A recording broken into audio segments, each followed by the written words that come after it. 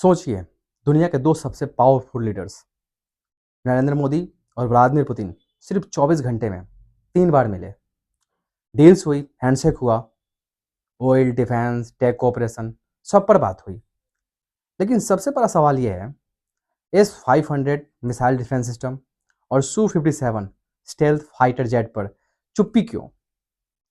जी हाँ दोस्तों, मतलब कार्ड्स तो बहुत खुले, लेकिन असली पत्ते छुपा लिए गए।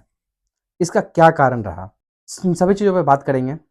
नमस्कार दोस्तों, स्वागत है आपका योगी इन्फो में।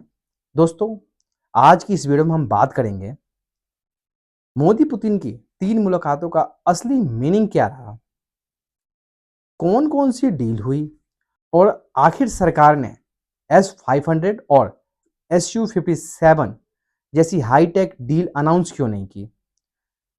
वीडियो को अंत तक जरूर देखिए, क्योंकि इस पूरी कहानी के पीछे शतरंज की असली चालें छुपी हुई हैं। जी हाँ दोस्तों, इंडिया और रसिया का डिफेंस रिश्ता नया नहीं है, ये लगभग 60 से 65 साल पुराना है।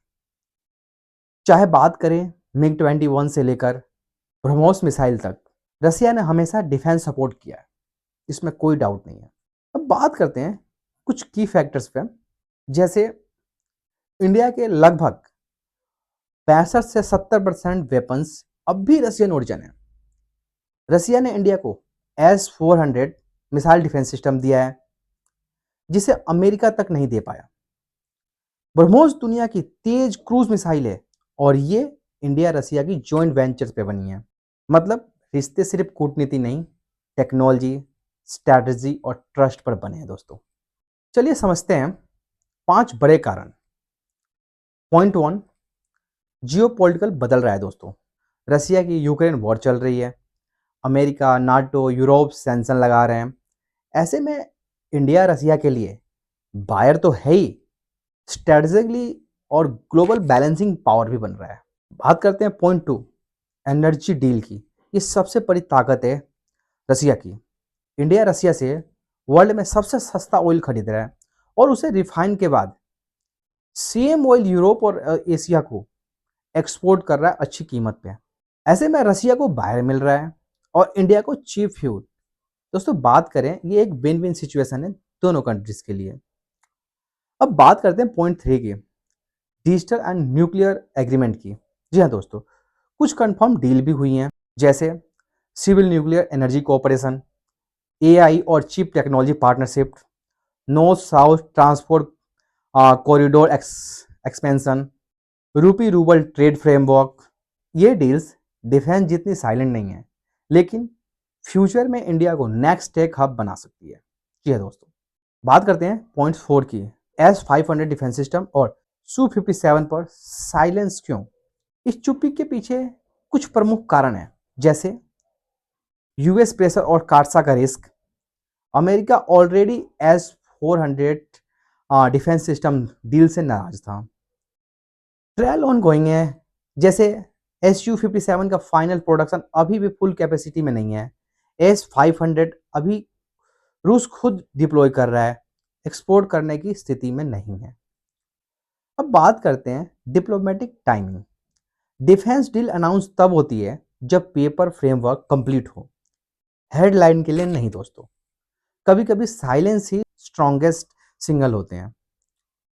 अब बात करते हैं point 5, psychological and strategic game.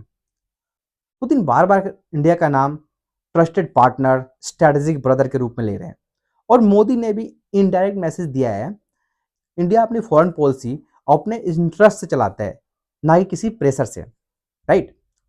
24 घंटे में 3 क्लोज डोर मीटिंग, 7 से 10 मेजर एग्रीमेंट्स साइंड हुए हैं।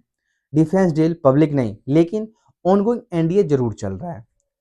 Su-57 की कीमत F-35 से कम है, पर फीचर एडवांस है, यानी इंडिया के लिए फ्यूचर में हो सकता है कि Su-57 एक अच्छा डील साबित हो।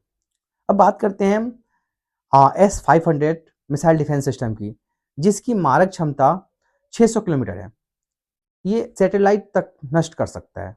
तो अभी ग्राउंड रियलिटी क्या है?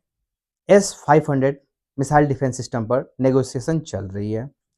Su-57 joint production proposal table पर है, ब्रह्मोस सेकंड हाइपरसोनिक मिसाइल 2026 तक रेडी हो सकता है।